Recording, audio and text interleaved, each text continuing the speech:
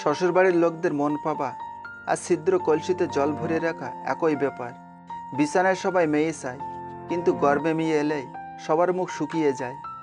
বাড়ির বউ তখনই লক্ষ্মী হয় যখন সে চোখ থাকতে অন্ধ আর মুখ থাকতে বোবা হয়।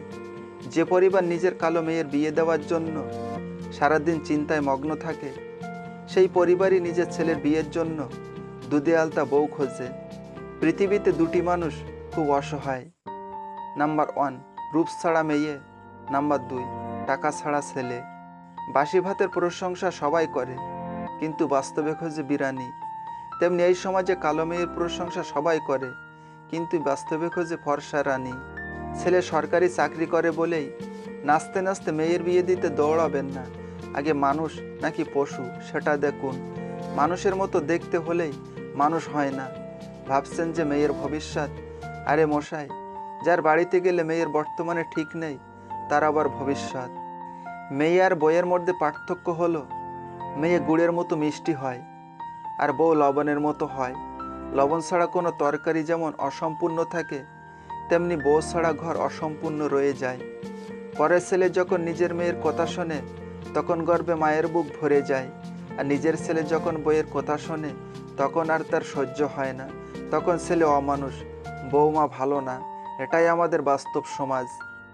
একদিন একটি মেয়ে আফসোসের স্বরে ভগবানকে বলল, হে ভগবান, কি দরকার ছিল আমাদের দুটো বাড়ি দেবার, যেখানে একটা বাড়িও আমাদের নিজের নয়।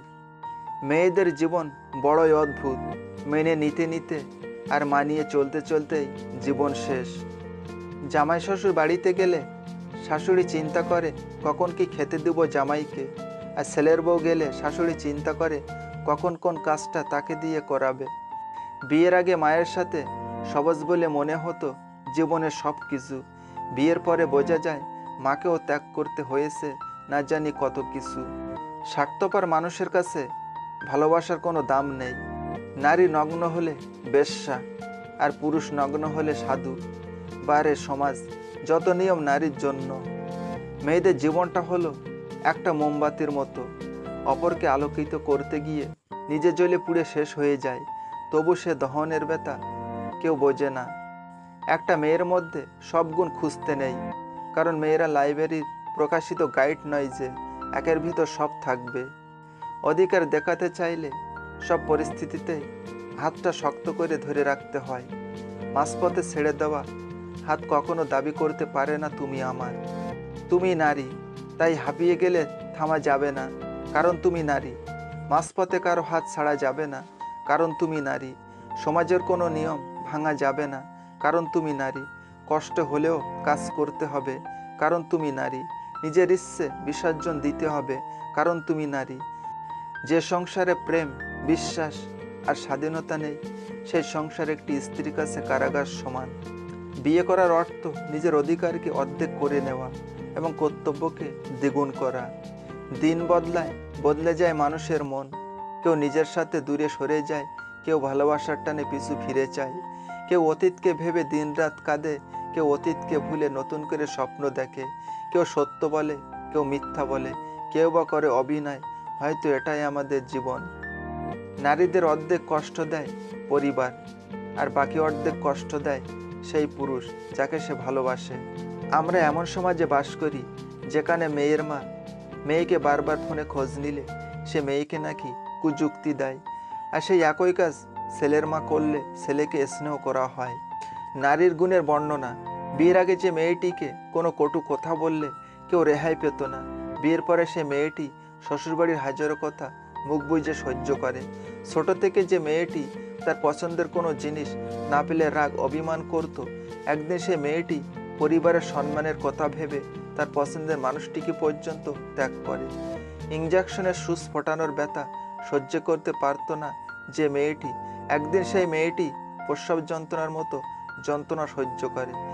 বিয়ের আগে যে মেয়েটির সামনে কেউ কোনো বাচ্চার পেশাব পায়খানা পরিষ্কার করলে না কুচকে বলতো, সি আমি এসব করতে পারবো না, মা হবার পর সেই মেয়েটি এসব কাজ হাসি মুখে করে। একজন বিবাহিতা মহিলাকে জিজ্ঞেস করা হলো, তোমার শ্বশুরবাড়ির সমস্যা তুমি তোমার স্বামীর সাথে আলোচনা করো না কেন?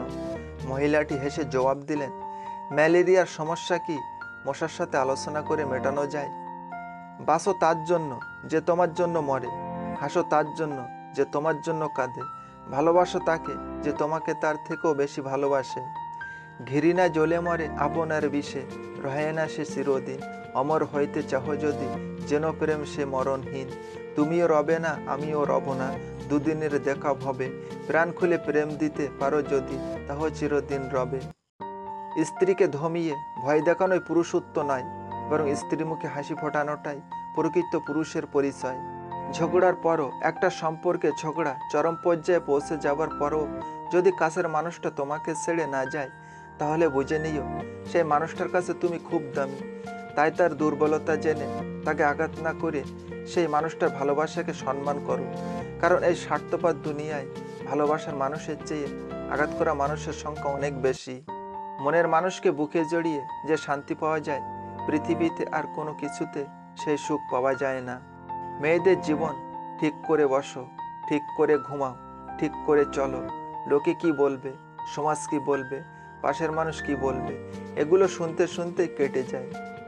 যদি বুঝতে পারেন মানুষটা ডিপ্রেশনে আছে, তাকে কোনো জ্ঞান বা উপদেশ দেবেন না। সে কি বলতে চায় আগে সেটা শুনুন।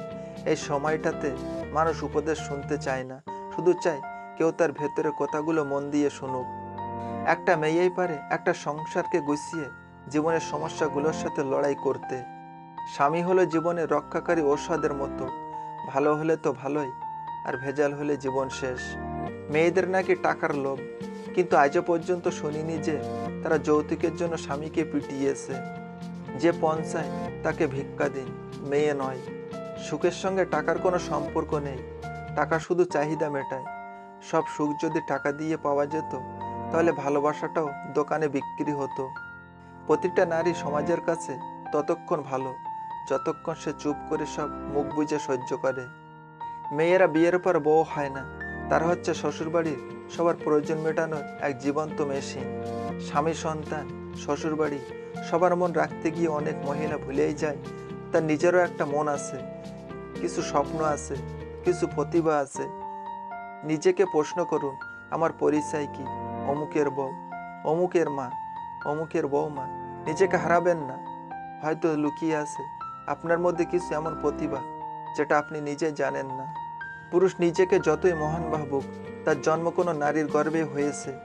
কোনো নারী নিজেকে যতই আধুনিকা গড়ে তুলুক না কেন, তার পূর্ণতা দান কোনো পুরুষই করেছে। নিজের মায়ের কাছে সময় কাটাও, এত ভালোবাসা আর কোথাও পাবে না। একজন নারীর কাছে সবচেয়ে বেশি গুরুত্বপূর্ণ হচ্ছে তার বাবা এবং তার সন্তান।